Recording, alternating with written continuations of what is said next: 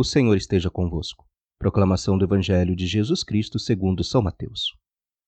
Depois que a multidão comeram até saciar-se, Jesus mandou que os discípulos entrassem no barco e seguissem à sua frente, para o outro lado do mar, enquanto ele despediria as multidões. Depois de despedi-las, Jesus subiu ao monte para orar a sós. A noite chegou e Jesus continuava ali sozinho. A barca, porém, já longe da terra, era agitada pelas ondas, pois o vento era contrário. Pelas 3 horas da manhã, Jesus veio até os discípulos andando sobre o mar.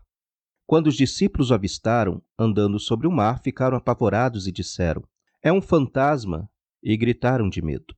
Jesus, porém, logo lhes disse: "Coragem, sou eu, não tenhais medo." Então Pedro lhe disse: "Senhor, se és tu, manda-me ir ao teu encontro, caminhando sobre a água?" E Jesus respondeu: "Vem." Pedro desceu da barca e começou a andar sobre a água, em direção a Jesus.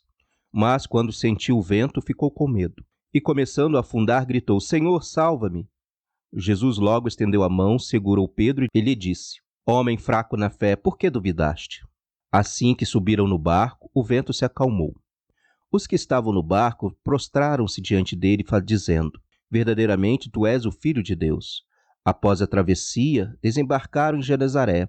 Os habitantes daquele lugar reconheceram Jesus e espalharam a notícia por toda a região. Então levaram a ele todos os doentes e pediram que pudessem, ao menos, tocar a barra de sua veste. E todos que tocaram ficaram curados. Palavra da nossa salvação.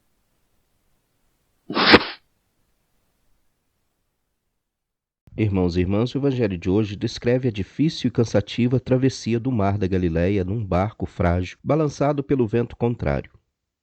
Jesus forçou os discípulos a entrar na barca e ir para o outro lado do mar, onde ficava a terra dos pagãos. Ele mesmo sobe a montanha para rezar. O barco simboliza a comunidade.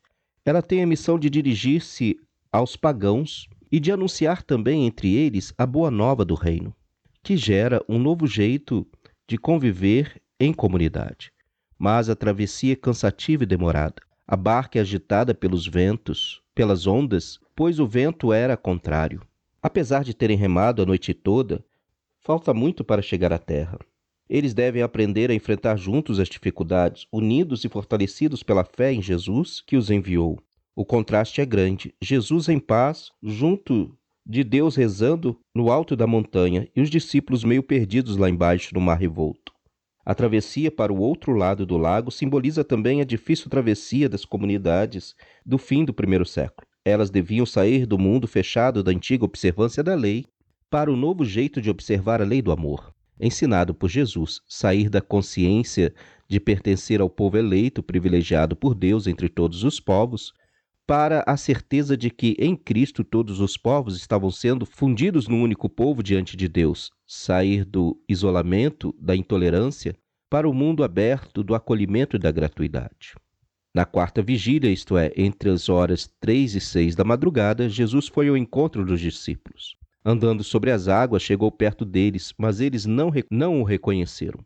Gritavam de medo, pensando que fosse um fantasma. Jesus os acalma, dizendo: "Coragem, sou eu, não tenham medo." Sabendo que é Jesus, Pedro pede para poder andar sobre as águas. Quer experimentar o poder que domina a fúria do mar. Um poder que, na Bíblia, é exclusivo de Deus. Jesus permite que ele participe deste poder, mas Pedro tem medo. Pensa que vai afundar e grita: "Senhor, salva-me." Jesus o segura e repreende: "Homem fraco na fé, por que duvidou?" Pedro tem mais força do que ele imagina, mas tem medo diante das ondas contrárias e não acredita no poder de Deus que existe nele. As comunidades não acreditavam na força do Espírito que existe dentro delas e que atua através da fé. É a força da ressurreição. Diante da onda que avança sobre ele, Pedro afunda no mar por falta de fé. "De fato, tu és o Filho de Deus." Mais tarde, Pedro também vai professar a mesma fé em Jesus. "Tu és o Messias, o Filho de Deus." O episódio da travessia termina com este final bonito. Terminando a travessia, os habitantes do lugar reconheceram Jesus e levaram até ele todos os doentes do vilarejo, que são curados pela fé apenas tocando nas vestes do Mestre. Irmãos e irmãs, que neste momento em que fazemos essa grande travessia diante desta pandemia, possamos ter a coragem que Jesus desperta em nós e que com sua força possamos vencer todo este momento difícil. Um grande abraço a todos.